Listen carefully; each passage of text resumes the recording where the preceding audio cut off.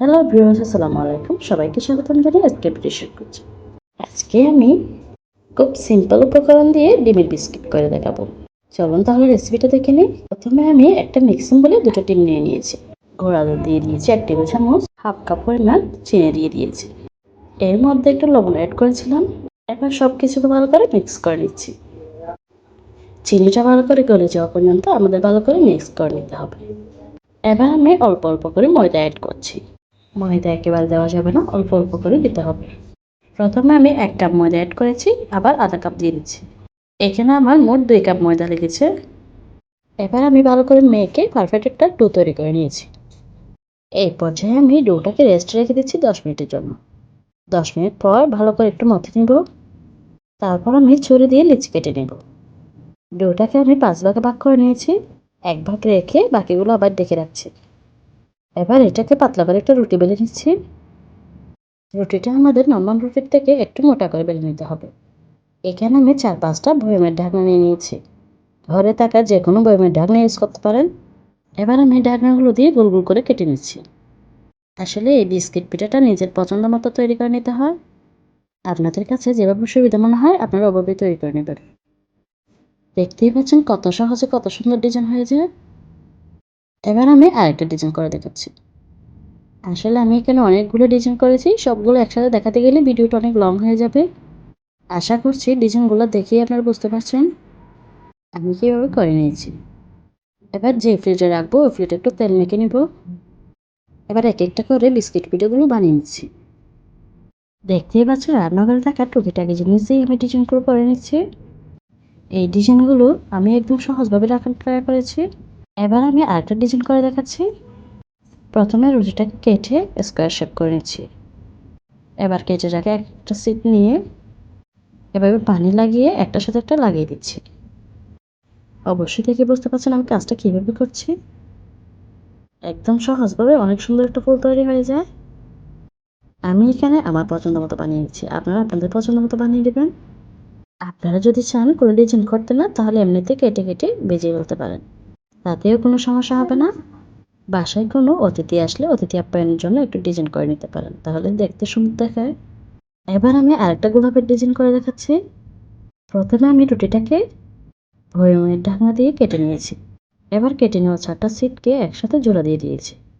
জোড়া দিয়ে মাঝখান থেকে কেটে নিলেই আমাদের 2টা গোলাপ রেডি হয়ে যায়। দেখতেই পাচ্ছেন কতটা সহজে কত সুন্দর সুন্দর ডিজাইন তৈরি হয়। আশা করছি ডিজাইনগুলো বুঝতে কোনো অসুবিধা হচ্ছে না। আমি এক একটা এক এক রকম ডিজাইন দিয়ে পিঠাগুলো বানিয়ে নিচ্ছি। এই পিঠাগুলো ভয়েমে রেখে 1 সপ্তাহ পর্যন্ত সংরক্ষণ করতে পারেন। বাসায় ছোট বাচ্চা থাকলে বাচ্চাদের জন্য বানিয়ে রাখতে পারেন। পিঠাগুলো খেতে অনেক বেশি মজা হয় আর অনেক হেলদি। ছোট বাচ্চারা তো এই পিঠাগুলো অনেক বেশি পছন্দ করে।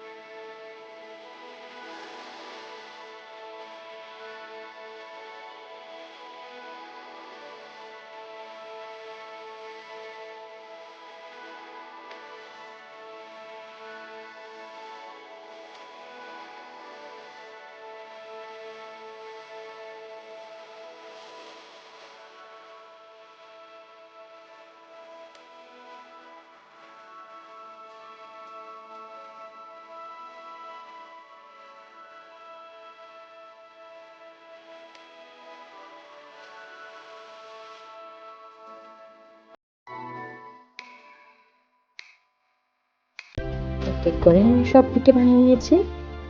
দেখতেই পাচ্ছেন মাত্র 2টা ডিম দিয়ে কতগুলি পিঠে হয়েছে। এবার আমি পিঠেগুলো বেজে নিচ্ছি। চুলায় একটা প্যান দিয়ে পরিমাণ মতো তেল দিয়ে দিয়েছি। তেলটা হালকা গরম হলে এর মধ্যে পিঠেগুলো ছেড়ে দিয়েছি।